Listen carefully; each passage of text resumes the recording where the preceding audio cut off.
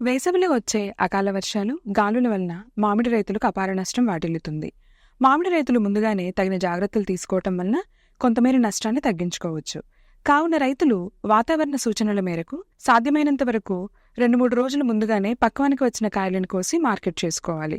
వర్షాలు పడిన వెంటనే మొక్కల పాదుల్లో, తోటలో నిలిచిన నీటిని కాలువల ద్వారా బయటికి పంపివేయాలి. గాలులకు కిందికి వంగిన మరియు పాక్షికంగా విరిగిన కొమ్మలకు ఊతమిచ్చి నిలబెట్టాలి.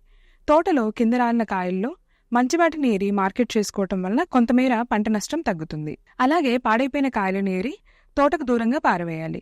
అధిక తేమ వలన కాయలపై మచ్చలు ఏర్పడితే కార్బెండిజం 1 గ్రాము లేదా కార్బెండిజం మరియు మ్యాంకోజెబ్ మిశ్రమము 1.5 గ్రాములు లీటర్ నీటికి కలిపి పిచికారీ చేయాలి.